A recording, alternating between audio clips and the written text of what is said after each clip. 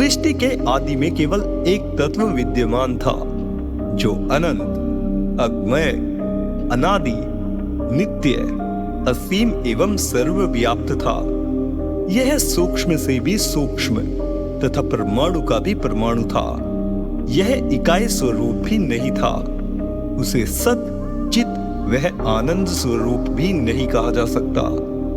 यही सृष्टि का मूल तत्व है, जिसका कोई कारण नहीं है, बल्कि समस्त जड़ चेतनात्मक जगत का यही परम कारण है।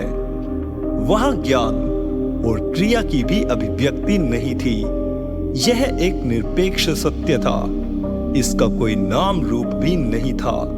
इसे न व्यक्त कहा जा सकता है, न अव्यक्त, न मूर्त, न अमूर्त, न दृश्य, न अदृश्य, न शांत, न स्पंदन युक्त, न क्षर, न अक्षर, न जड़, न चेतन, न आत्मा, न परमात्मा, न शून्य, न पूर्ण। उसे कुछ भी नहीं कहा जा सकता। फिर भी वही सब कुछ है। वह समस्त अभिव्यक्तियों से पूर्व में है। वह संपूर्ण व्यक्त सृष्टि के पूर्व की अवस्था है। वही सत्ता है जिससे अन्य सभी सत्ताएं प्रकट होती है। प्रकट होने के बाद ही उन्हें नाम दिया जा सकता है। जो पैदा ही नहीं हुआ उसे नाम कैसे दिया जा सकता है? अभिव्यक्ति से पूर्व का रूप समझ से, बोध से, ज्ञान से तथा अनुभूति से भी परे है। ज्ञानियों ने भी इसकी पूर्ण जानकारी नहीं दी है, दे भी नहीं सकते, क्योंकि यहाँ किसी की पहुंच ही नहीं है। देना उचित भी नहीं है। इससे भ्रांति अधिक पैदा होती है। इसके सत्र स्वरूप की थोड़ी व्याख्या उसी ने की है जिसे इसकी अनुभूति हुई है, किंतु वह शब्दों से परे है। यहाँ किसी ज्ञान की पहुंच नहीं है। ज्ञान के अंतिम छोर पर खड़े होकर इसका अनुभव किया जा सकता है। यही अनुभव जगत को दिया जा सकता है। इस असीम में प्रवेश का कोई उपाय नहीं है तथा प्रवेश के बाद लौटने का कोई उपाय नहीं है। ये ब्रह्मा, विष्णु, महेश, देव, गंधर्व आदि इसके प्रवेश द्वार के बाहर ही खड़े रहकर इस जगत की रचना, संचालन एवं व्यवस्था कर रहे हैं। अतः इस परम चेतन तत्व की अनुभूति ही होती है। इसमें प्रवेश नहीं हो सकता। कल्पांत में ही सभी इसमें प्रविष्ट होते हैं। फिर सृष्टि रचना की नई प्रक्रिया नए सिरे से आरंभ होती है। ज्ञानियों ने इसे परब्रह्म कहा है। वही परब्रह्म सबको धारण करने वाला है। समस्त जड़ एवं चेतन प्रकृतियों से भिन्न भी है। इस प्रकार वह इन सब से श्रेष्ठ एवं विलक्षण है। यह सृष्टि की कारण अवस्था है, जिसे उसका निराकार स्वरूप कहते हैं। जब यह कार्य रूप में स्थित होता है तो इसकी विभिन्न शक्तियां भिन्न भिन्न नाम रूपों में प्रकट होती है। यही इसका साकार रूप है, जो इसकी कार्यावस्था है। इस प्रकार निर्गुण ब्रह्म, पर ब्रह्म, कारण ब्रह्म है तथा सगुण ब्रह्म, अपर ब्रह्म, कार्य ब्रह्म है। ये ब्रह्म के भिन्न भिन्न दो स्वरूप नहीं है, बल्कि वही एक इन दोनों लक्षणों से युक्त है। जिस प्रकार विद्युत अप्रकट रूप है एवं अग्नि उसका प्रकट रूप है, ऐसा ही ब्रह्म का निराकार एवं साकार रूप है। दोनों भिन्न नहीं है। यह सृष्टि उसी एक की अभिव्यक्ति है। प्रत्येक कल्प में सृष्टि की नई रचना होती है तथा कल्पांत में यह उस ब्रह्म में विलीन हो जाती है। जिस प्रकार बीज में संपूर्ण वृक्ष की सत्ता विद्यमान रहती है, उसी प्रकार यह जगत अप्रकट रूप से, शक्ति रूप से उस पर ब्रह्म में विद्यमान रहता है तथा सृष्टि काल में वही शक्ति जड़ चेतन के रूप में प्रकट होती है। सत्ता का कभी नाश नहीं होता, रूपांतरण मात्र होता है। इस पर ब्रह्म में दो प्रकार की प्रकृतियां निहित है, जिन्हें परा एवं अपरा प्रकृति कहते हैं। ये दोनों प्रकृतियां उससे अभिन्न तथा अप्रकट रूप से विद्यमान रहती है। पर ब्रह्म की इन दोनों प्रकृतियों से ही सृष्टि की रचना होती है तथा ब्रह्म इन दोनों से विलक्षण है। इन प्रकृतियों का विस्तार ही यह दृश्य जगत है। इन प्रकृतियों की स्वतंत्र सत्ता नहीं है। वह पर ब्रह्म ही नित्य एवं शाश्वत है, जबकि ये प्रकृतियां अनित्य एवं विनाशी है। किंतु ज्ञान के अभाव में ये नित्य जैसी प्रतीत होती है। यही भ्रम है जिसे माया कहा जाता है। प्रकृति को नित्य मानना ही माया है, जो जीव के बंधन का कारण है। सत का ज्ञान होने पर ये प्रकृतियां अपने कारण पर ब्रह्म में विलीन हो जाती है। इसी को जीव की मुक्त अवस्था कहते हैं। इस प्रकार जड़ चेतनात्मक जगत का एकमात्र निमित्त एवं उपादान कारण वह पर ब्रह्म ही है, जिससे सृष्टि की रचना, संचालन एवं प्रलय होता है। यही मूल तत्व है। इस परम सत्ता पर ब्रह्म से ही व्यक्तिगत ईश्वर का उद्भव होता है। यही ईश्वर 1 से 2 और 2 से 3 को प्राप्त होता है, जिसे त्रिमूर्ति कहा जाता है। वह ईश्वर ही शब्द ब्रह्म है। ब्रह्मा, विष्णु, महेश इसके 3 रूप है। आत्मा की भी इसी के अनुसार 3 उपाधियां है। स्थूल, सूक्ष्म, वह कारण शरीर। इसकी चौथी अवस्था शांत, अद्वैत शिव की है। इसी त्रिमूर्ति से देवताओं की उत्पत्ति होती है, जो सृष्टि के व्यवस्थापक है।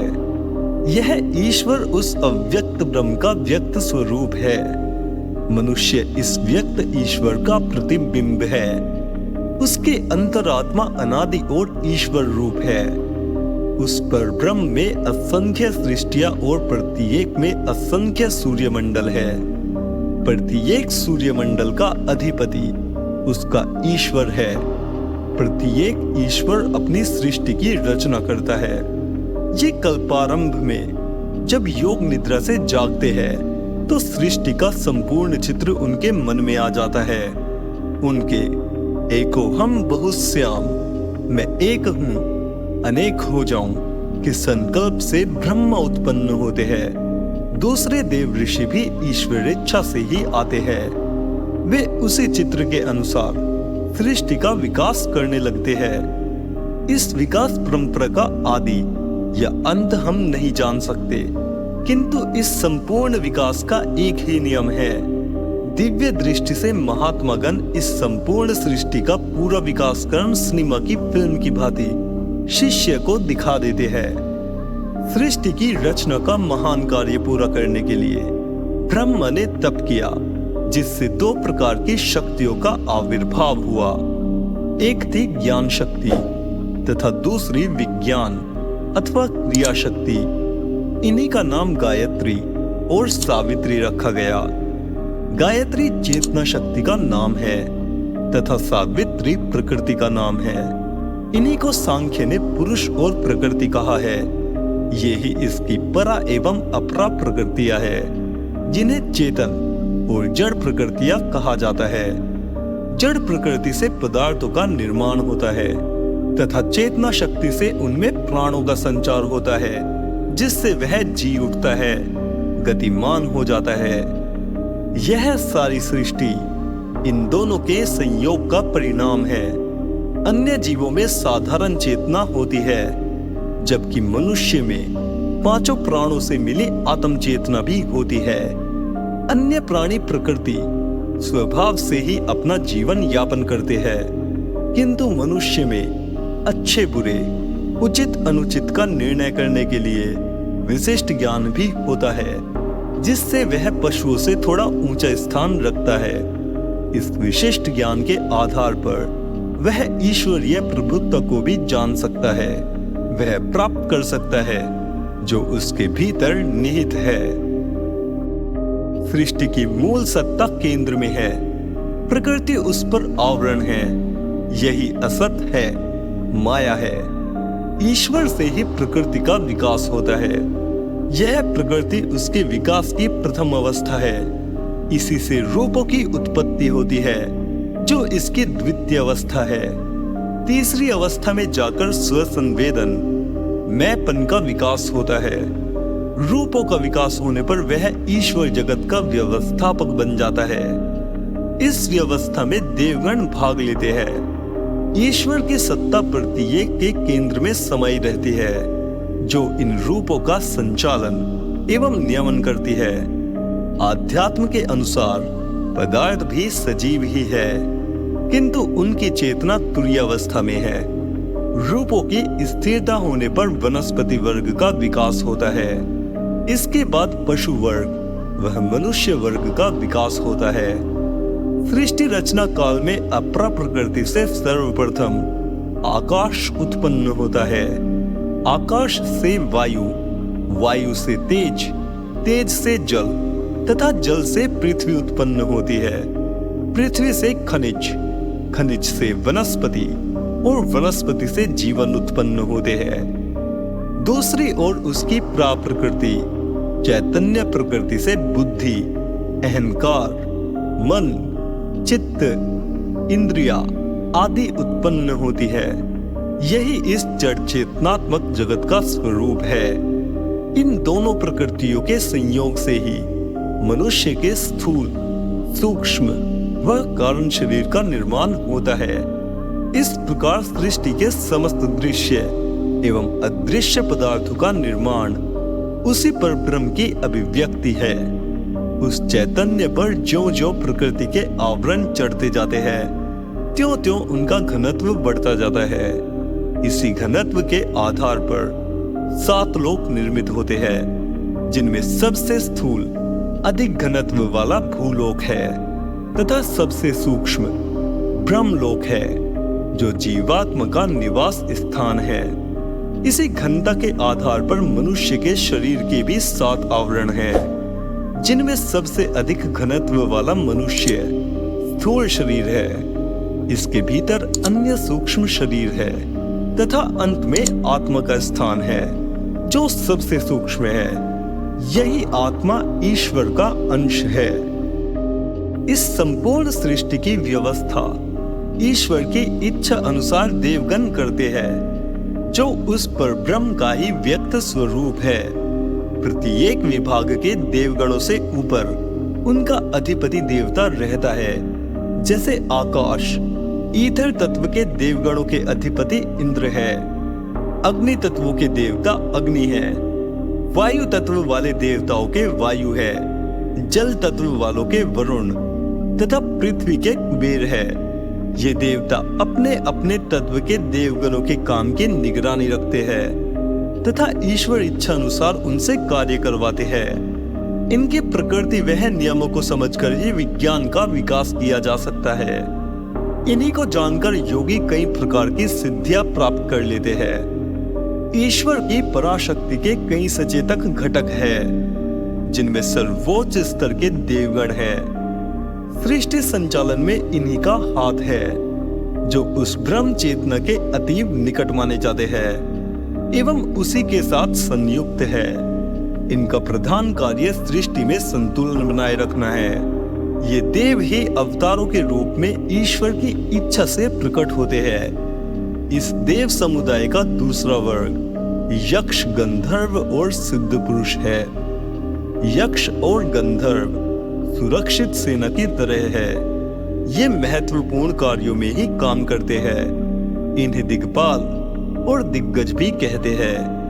गंधर्व कला के उद्गम है तथा उल्लास के कर्णधार है। काम कौतुक में भी इनका हस्तक्षेप है।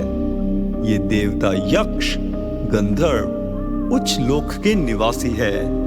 ये पात्रता के अनुसार मनुष्य पर अहेतु की कृपा करते रहते हैं। आराधना अनुष्ठान से भी ये प्रसन्न होकर अनुग्रह करते देखे गए हैं।